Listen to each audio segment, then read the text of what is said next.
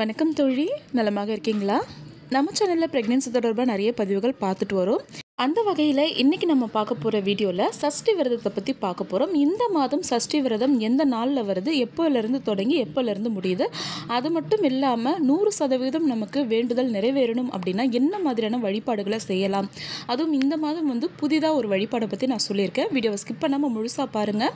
Video பார்க்குறதுக்கு முன்னாடி இன்னும் நம்ம சேனலை சப்ஸ்கிரைப் பண்ணாத தொழில்கள் சப்ஸ்கிரைப் பண்ணிக்கோங்க. கர்ப்பம் தொடர்பாக இன்னும் நிறைய விஷயங்களை நீங்கள் தெரிஞ்சுக்கலாம். இப்போ நம்ம வீடியோ பார்த்துடலாம். ஃபஸ்ட்டு நான் ஒரு புதிய வழிபாட்டு முறையை பற்றி சொல்லியிருக்கேன்னு சொன்னேன். ஆக்சுவலி இது புதிய வழிபாட்டு முறையே கிடையாது. தொன்று தொட்டு நம்மளுடைய முன்னோர்கள் மூலயமா நம்ம செய்துக்கிட்டு வருகின்ற ஒரு வழிபாட்டு முறை தான். ஆனால் இப்போ நம்ம அளவுக்கு அதிகமாக இதை செய்கிறது கிடையாது. இன்னும் சொல்லப்போனால் சிலருக்கு இந்த மாதிரி விஷயம் இருக்குது அப்படிங்கிறது தெரியாமல் கூட இருக்கலாம்.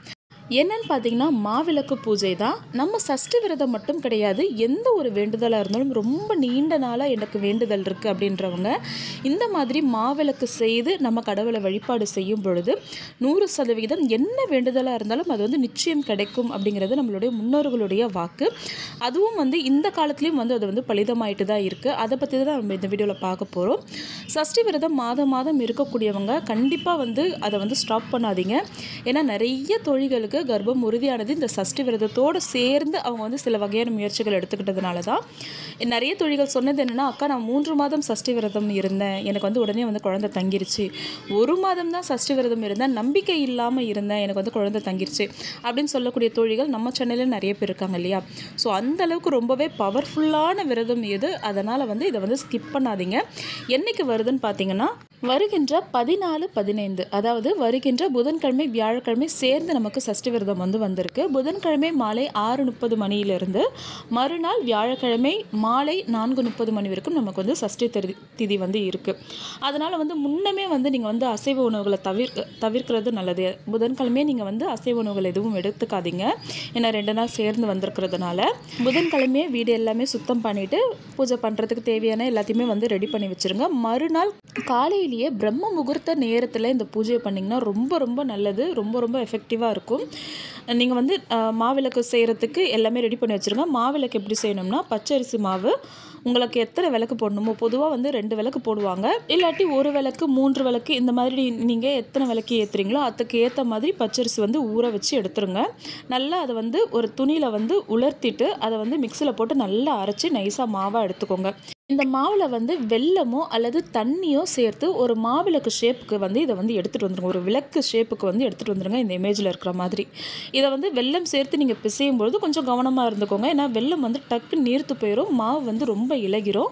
அப்போ விளக்கு ஷேப்பில் நம்மளால் அதை செய்ய முடியாது. அடுத்தது அந்த மாவிளக்கில் நெய் சேர்த்துட்டு கண்டிப்பாக தாமரை தண்டு திரி அப்படி இல்லாட்டி வாழைத்தண்டு திரி, இது 2 திரியில் தான் நீங்கள் விளக்கு ஏற்றணும். இது 2மே எங்களுக்கு கிடைக்கல, நாங்கள் ஃபுல்லாக தேடி பார்த்துட்டோம் அப்படின்ன கூடியவங்க எப்பவும் போல் பஞ்சு திரியை பயன்படுத்திக்கோங்க. ஆனால் ரொம்ப பலன் தரக்கூடியது வாழைப்பூ திரியும் தாமரை தண்டு திரியும் தான். ஸோ அது கிடச்சிதுன்னா அதை பயன்படுத்துங்க. இந்த விளக்கு ஏற்றிட்டு எப்பவும் போல் நம்ம ஷட்கோணம் கோலம் போட்டு 6 விளக்கு ஏற்றுவோம் இல்லையா, அதையும் நீங்கள் ஏற்றிக்கோங்க. காலையில் 3 மணியிலிருந்து 5:30 மணிக்குள்ளார இந்த பூஜையை நீங்கள் செய்து முடிச்சிட்டிங்க அப்படின்னா அவ்வளவு பலன் கொடுக்கும். கண்டிப்பாக உங்களுக்கு அந்த மாதமே கரு தங்கிரும். கண்டிப்பாக முயற்சி செய்யுங்க, நம்பிக்கையோடு செய்யுங்க. நம்பிக்கை இல்லை, ஏதோ நீங்கள் சொல்கிறீங்க சரி சும்மா செய்து பார்க்குறேன் அப்படின்ற மாதிரிலாம் இல்லாமல் முருகர் மேலே முழு நம்பிக்கையோடு முழு பக்தியோடு ரொம்பவே சிரத்தையாக ரொம்ப ஆழமாக வேண்டிக்கோங்க. கண்டிப்பாக எனக்கு குழந்தை பாக்கியம் வேணும்னு சொல்லிட்டு ரொம்பவே அழுத்தமாக வேண்டிக்கோங்க. உங்களுக்கு முடிஞ்சது அப்படின்னா அன்றைய தினம் நீங்கள் ஏதாச்சும் ஒரு முருகர் கோயிலுக்கு பக்கத்தில் இருக்க முருகர் கோயிலுக்கு போயிட்டு ஒரு அர்ச்சனை பண்ணிக்கிட்டு வாங்க. மாலை நேரத்தில் கூட போகலாம், தப்பில்லை. முருகருக்கு அபிஷேக பொருட்கள் ஏதாச்சும் நீங்கள் வாங்கி தரலாம். முருகருடைய சன்னதியிலும் நெய் விளக்கு 6 விளக்கு ஏற்றி வைக்கலாம். முருகருடைய கோவிலையும் நீங்கள் மாவிளக்கு ஏற்றி இதே போல் வழிபாடு செய்து அந்த மாவிளக்கை வீட்டுக்கு எடுத்துகிட்டு வர்றதும் நல்லது. இல்லை கோவிலே வச்சுட்டு வர்றீங்க அப்படின்னாலும் சரிதான். அதே போல் 6 நெய் விளக்கு ஏற்றி கோவிலில் வழிபாடு செய்கிறீங்க, அபிஷேக பொருட்கள் வாங்கி தரீங்க அப்படின்னாலும் ரொம்பவே உன்னதமான பலன்கள் கொடுக்கும். இதற்கு கூடவே நீங்கள் செய்ய வேண்டிய இன்னொரு விஷயம் என்னென்னா, அன்னைக்கு அதாவது அந்த சஷ்டி விரதம் இருக்கக்கூடிய அந்த நாளில் ஏதாச்சும் ஒரு ஜீவராசிக்கு உணவளிப்பது, காகத்திற்கோ அல்லது தெருவில் இருக்கக்கூடிய நாய்களுக்கோ அல்லது எறும்புகளுக்கோ ஏதோ உங்களால் முடிஞ்சதை நீங்கள் அந்த ஜீவராசிகளுக்கு வந்து உணவாக கொடுங்க. கோவிலில் குளத்தில் இருக்கக்கூடிய மீன்களுக்கு கூட நீங்கள் வந்து பொறி வாங்கி போடலாம். இதுவும் வந்து நம்ம முன்னோர்கள் சொன்ன வழிபாடுகளில் ஒன்று. நம்மளுடைய வேண்டுதல்கள் சீக்கிரமாக நிறைவேறணும் அப்படின்னா இந்தந்த முறையிலெல்லாம் நீங்கள் வந்து செய்யலாம். அடுத்தது எப்பவும் இருக்கிறது மாதிரி நீங்கள் வந்து விரதம் இருக்கிறது, அதாவது உண்ணா நோன்பு இருக்கிறது வந்து புதன்கிழமையா வியாழக்கிழமையான்னு பார்த்தீங்கன்னா வியாழக்கிழமை தான் நீங்கள் வந்து உண்ணா நோன்பு வந்து இருக்கணும். காலையிலேருந்து மாலை 6 மணி வரைக்கும் நீங்கள் வந்து உணவு எடுக்காமல் இருந்துட்டு அதுக்கப்புறம் நீங்கள் வந்து உணவு எடுத்துக்கலாம். இந்த விரதம் இருக்கக்கூடிய அந்த நாட்களில் தண்ணி நிறைய குடிங்க. அதுதான் உங்கள் பாடியும் வந்து டீஹைட்ரேட் ஆகாமல் பார்த்துக்கும். உங்களுக்கு விரதம் இருக்கக்கூடிய அளவுக்கு ஸ்டாமினாவும் உங்களுக்கு வந்து கிடைக்கும். இல்லை ஃப்ரூட் ஜூஸ் மட்டும் எடுத்துக்கிறோம், ஃப்ரூட்ஸ் மட்டும் எடுத்துக்கிறோம் அப்படின்றவங்களும் நீங்கள் வந்து செய்யுங்க. இல்லை மாத்திரை வந்து நான் வந்து எடுத்துகிட்டு இருக்கேன், அதனால் ஃபுல்லாக என்னால் விரதம் இருக்க முடியாது அப்படின்னக்கூடியவங்க மதியம் ஒரு வேளை மட்டும் ஏதாச்சும் சின்னதாக நீங்கள் வந்து சாப்பிட்டுக்கோங்க உணவு. காலையும் இரவும் மட்டும் வந்து நீங்கள் வந்து உணவு எடுக்காமல் விரதத்தை வந்து கண்டினியூ பண்ணிக்கோங்க. முக்கியமாக என்னென்னலாம் வைக்கலாம்னு பார்த்தீங்கன்னா வெற்றிலைப்பாக்கு, செவ்வாழைப்பழம் ரொம்பவே சிறந்தது. உங்களால் வந்து சர்க்கரை பொங்கல் செய்து வைக்க முடியும் அப்படின்னா தாராளமாக செய்யலாம். அடுத்தது பச்சை பயிரில் செய்த பாயாசம். பச்சை பயிரில் செய்த ஏதோ ஒரு இனிப்பு சுவையில் உள்ள ஒரு நைவேத்திய பொருளை வந்து முருகருக்கு செய்கிறது வந்து குழந்தையின்மை பிரச்சனைக்கு ஒரு நல்ல தீர்வை வந்து பெற்றுக் கொடுக்கும். அந்தளவுக்கு ரொம்பவே சிறந்த வழிபாடு தான் அது. எதுவுமே எங்களால் சமைக்க முடியாது அப்படின்றவங்க வெற்றிலைப்பாக்கு, வாழைப்பழம், பசும்பால் வைத்து வழிபாடு செய்கிறது ரொம்பவே நல்லது. கற்கண்டு கூட நீங்கள் வைக்கலாம், ட்ரை ஃப்ரூட்ஸ் வைக்கலாம். அல்லது வீட்டில் ஏதாச்சும் ஃப்ரூட்ஸ் இருந்ததுன்னா ஃப்ரூட்ஸ் மட்டும் வச்சு கூட நீங்கள் வந்து முருகரை வந்து வழிபாடு செய்யலாம். முருகருக்கு வந்து செவ்வரளி மலர்கள் கிடைச்சது அப்படின்னா அதை வந்து சமர்ப்பணம் பண்ணுங்கள். இதுவும் வந்து ரொம்பவே எஃபெக்டிவாக இருக்கும். பல வருஷமாக குழந்தை இல்லாத தம்பதிகள் திடீர்னு செய்யக்கூடிய ஒரு வழிபாட்டு முறையோ அல்லது உணவு முறையோ ஏதோ ஒன்று அவங்களுக்கு வந்து சக்ஸஸை வந்து ஏற்படுத்தி கொடுத்துரும். அதனால் எந்த ஒரு வழிபாட்டு முறை, விரத முறை நீங்கள் செய்கிறீங்கனாலும் பரவாயில்ல, அப்படி இல்லாட்டி ஏதாச்சும் ரெமிடிஸ் எடுத்துக்கிறீங்க, ஃபுட்டு ஏதாச்சும் மாற்றுறீங்க அப்படின்னாலும் சரி, மனசை வந்து தளர விட்டுறாதீங்க. ஃபஸ்ட்டு உங்களுக்கு ட்ரீட்மெண்ட்டாக இருந்தாலும் சரி, இந்த மாதிரி விரத முறைகளாக இருந்தாலும் சரி, நம்பிக்கை இல்லைன்னா செய்யாதீங்க. நிறைய தொழில்கள் கமெண்ட்டில் வந்து என்ன கேட்குறாங்கன்னா, அக்கா எனக்கு இந்த முறை வந்து ஐயுஐ பண்ணியிருக்காங்க, சக்ஸஸ் ஆகுமான்னு சொல்லுங்கள்.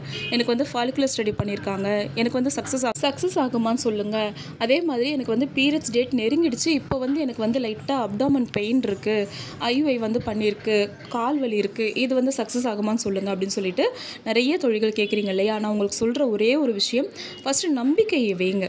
உங்களுக்கு வந்து நெகட்டிவ் மைண்டே வரக்கூடாது. இந்த மாதம் நமக்கு கரு தங்காது, நமக்கு இப்படி வயிறு வலிக்குது, நமக்கு இப்படி கால் வலிக்குது, அதனால் வந்து ப்ரெக்னெண்ட்டாக இருக்க மாட்டோம் அப்படிங்கிற அந்த நெகட்டிவ் தாட் வந்து உங்களுக்கு வந்து வரவே கூடாது. ஏன்னா நிறைய தொழில்களுக்கு எல்லா விதமான பீரியட் சிம்டம்ஸ் இருந்துமே அவங்களுக்கு வந்து கர்ப்பம் வந்து உறுதியாயிருக்கு. என்னுடைய ஃபஸ்ட் ப்ரெக்னென்சியிலேயே நான் ரொம்ப நாளாக குழந்தைக்கு வெயிட் பண்ணிகிட்டு இருந்தப்போ எனக்கே வந்து பார்த்திங்கன்னா குழந்தை தங்கிருச்சு. ஆனால் எனக்கு வந்து அந்த பீரியட்ஸ்க்கு வர்றதுக்கு என்னென்ன சிம்டம்ஸ் இருக்குமோ அதுதான் இருந்துச்சு. எனக்கு வந்து வாமிட்டிங்கோ நாசியாவோ எதுவுமே இல்லை. அப்டாமன் பெயின் லைட்டாக வந்துட்டு போகும். அதே போல் கால்களிலும் தொடைகளிலும் எனக்கு வந்து வலி இருந்துச்சு.